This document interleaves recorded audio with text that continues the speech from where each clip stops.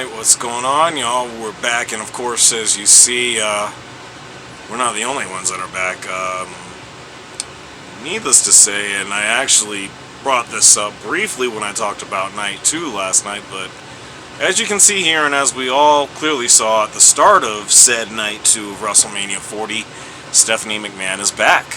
The billion-dollar princess herself, and it's really interesting given the fact that she's back now, especially because of the fact that not all that long ago we actually talked about this, and it's actually pretty funny because I feel as if for one thing, the timing is incredibly interesting, just for the fact that not even that it's WrestleMania, or really just for what she referred to as the start of the new quote-unquote Paul Levesque era. And I'll be perfectly honest, I don't know if we're really calling it that. I don't even know if Triple H himself wants us calling it that. I'm not even sure if he was overly happy with Stephanie saying that, but it is what it is, and that's what we'll go with for right now. So in this new Paul Levesque era, I feel like things are going to be different. A lot of people were actually giving Stephanie an awful lot of shit, we'll just say. And I'll be perfectly honest, I don't see anything about that being remotely correct. One, because of the fact that, you know, if we're just being real about it, and I've said this before, Vince was a straight-up dictator when it came to this shit. And really, when it boils down to it, when it comes to everything, when it pertains to this company. And for a long time, seemingly the entire industry, which fortunately was changed over the last several years. But, well, it's getting to be several years now. AEW's been around 5 years now, at least, and that's enough to say that. But either way, or at least we're getting to that point, but either way, I just find it important to say that I would have been fine with this months ago, you know, and I can understand why that wasn't the case, especially with all the details being revealed as far as the Janelle Grant situation is, specifically because of the fact that when it really boils down to it,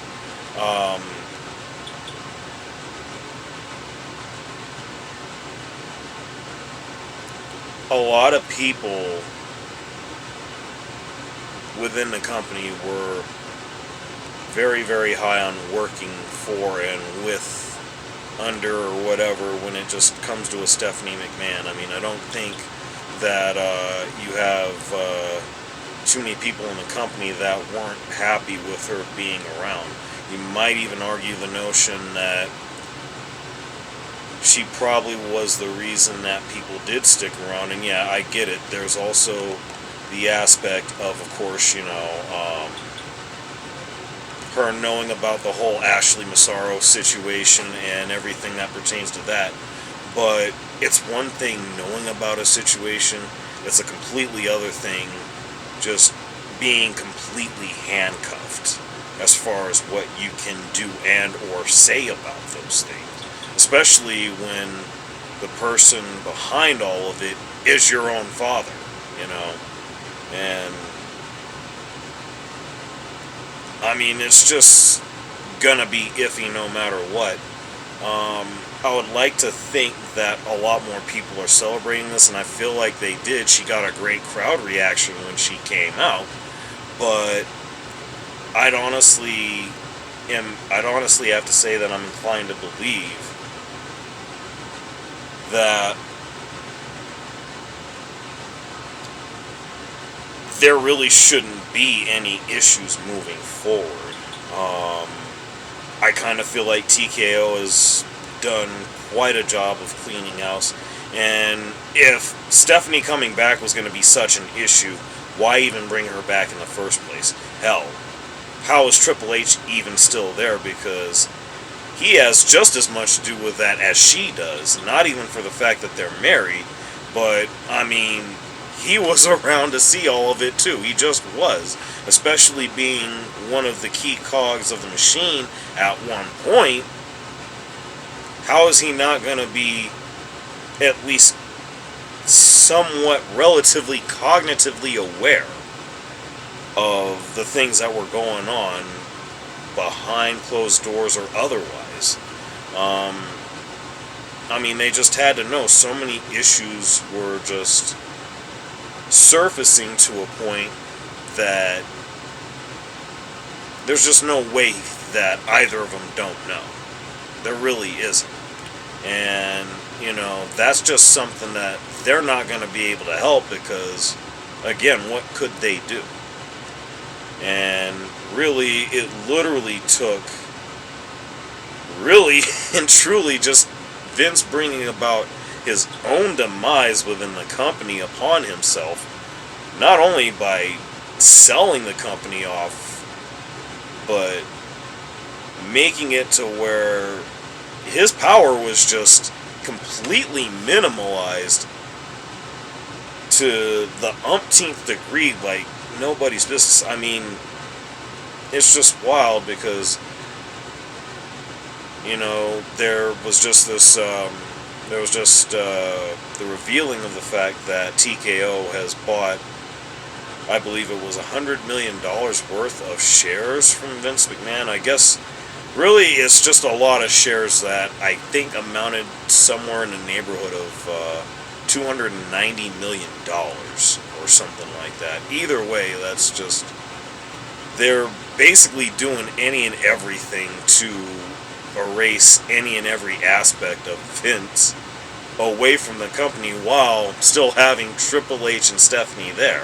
Or at least bringing Stephanie back anyway. And, of course, I gotta say, I feel like there are some good things to look forward to with all this because I just don't see that there's any scenario whatsoever where there are just any issues. People enjoy working under Triple H. People clearly enjoy being around Stephanie and working with Stephanie. I mean, she actually had relationships cultivated with, I would say, damn near all the talent, if not a good chunk of them. I mean, so much so that, like, the very little of what I've actually watched of Total Divas was an episode where apparently Maddie was just out getting her club on, and of course was drunk as fuck, decided that she would drunk dial Stephanie in the middle of the night, woke her up, and of course had to hear about it the next morning. But at the same time, the fact that that happened, and of course she had to address that with Natty, but yet it wasn't even a slap on the wrist. It's like, you just can't be doing that shit, you know? And it's things like that that, you know, make the work relationship really, really strong, because you have bosses or higher ups, if you will, that are understanding, because, you know, the relationships, you know, it's just really as simple as that. And I just feel like this can be nothing but a good thing. And let's just be real about this much. I mean, she's already pretty much I'm pretty sure Nick Khan and Triple H, everybody that actually could, hell, even John Laurinaitis ended up snitching on Vince. It's not going to get him anywhere, but unlike Laurinaitis, at least with Stephanie and Triple H and anyone else who isn't so directly tied into all of the things that happen, I mean, I just feel as if you can't look at this and say that that you can go anywhere but up from here. There's just nothing but that.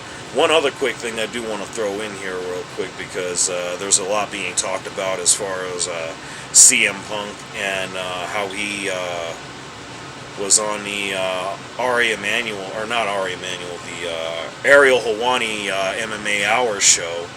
and he basically aired out a lot of shit regarding AEW. Now Tony Khan has basically, through the Young Bucks, declared that he's going to air footage of what happened at Brawl In. I mean, I gotta say, with everything that's been happening, and just given the fact that Cody finished the story, I don't think that's a good idea. I honestly hate that as a thing. I don't know that that's necessarily going to be something that does AEW win, but with everything that's happened, especially with last night, going into this new era that we're entering into, especially coming up here in the next couple of hours with Monday Night Raw, that cannot be a good idea. I feel like it's shades of Bischoff leaking Mick Foley winning the WWE title all over again. I mean, it's just the one thing I think somebody needs to stop him from doing. Hopefully that happens.